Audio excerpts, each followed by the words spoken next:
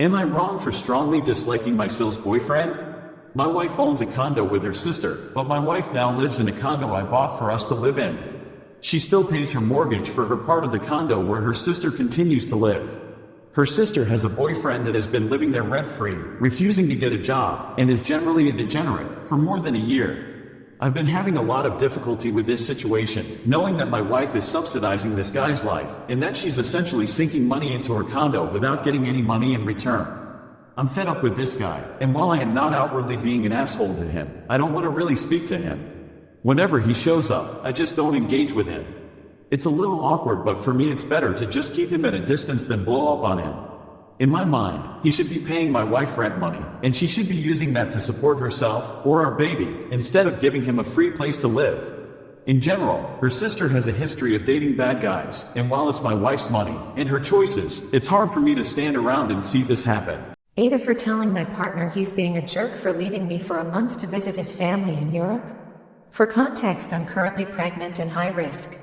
When we went for our first ultrasound, we asked the doctor about traveling and she said it would be up to us, but there are risks. He was cautious about me flying and said he would prefer if I didn't for the baby's sake. I said I didn't feel comfortable being left alone for a month. I suffer from depression and anxiety, especially during Christmas and New Year's, so we agreed to him going for 2 weeks and then we could all go once the baby comes. Fast forward a few weeks and he tells me he's going to be gone for a month and I'm welcome to come if I want, but I have to fly out on my own because I have a work obligation the week he's flying out.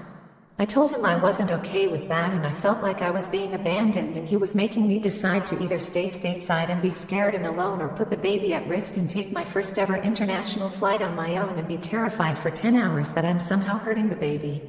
We had a heated exchange and I told him he was being a jerk for making a unilateral decision to change his travel plans without even consulting me, and he said I'm being selfish for keeping him away from his family.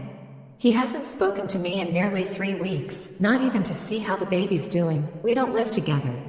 Ada? I asked my daughter to clarify why she was crying. So I, 31 meters, have been at my parents' house with my wife, 31F, for the Thanksgiving holiday where my daughter, 3.5F, was playing upstairs with my father, 57 meters. At one point my daughter came downstairs crying, saying my father was on top of her. I asked her to clarify what she meant and they were roughhousing.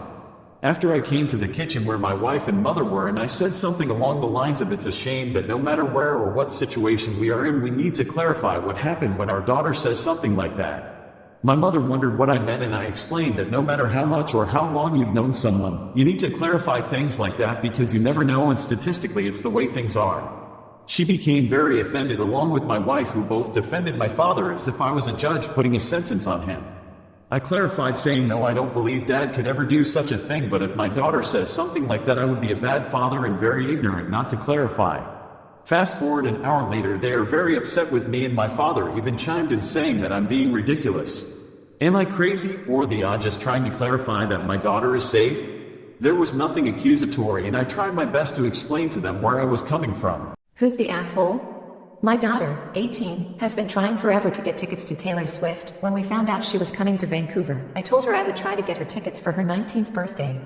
We both registered for the pre-sale ticket purchase but were waitlisted, like so many others. Her friend, let's call her Melanie, 20F, had already been to the concert in Toronto and registered for pre-sale and ended up with the code. She told my daughter that since she got the code and we didn't, she would buy 2 tickets for her. Keep in mind, she offered. My daughter didn't ask her to do this for her. The day of the sale, they FaceTimed, and she bought 4 tickets, 2 for my daughter and 2 for another friend. The next day I asked my daughter to find out the cost of the tickets so I could send her the money, and the friend didn't answer for a few days. When she did, she told her that her uncle told her she should keep the tickets and sell them instead. So now she's hanging on to them instead of keeping her word, screwing over 2 friends in the process. As you can imagine, my daughter is devastated by the entire thing.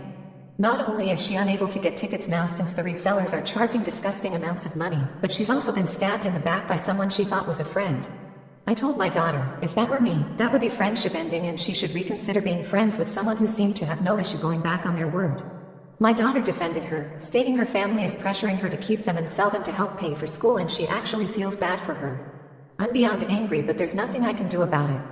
This is something between my daughter and her friend. Now, I'm a mom of 4 and I understand the pressure of paying for school, etc., but I also respect my kids and taught them to be kind and do the right thing, keep their word, treat people like they want to be treated, etc. I asked my daughter what her reaction would be if I tried to do that with her, and she told me that she would just tell me no, that she had promised her friend and she wasn't going to break a promise. But she's still friends with her. This bothers me so much. My daughter is so sweet, kind, and quiet, and she will not say anything to her about how much this hurt her.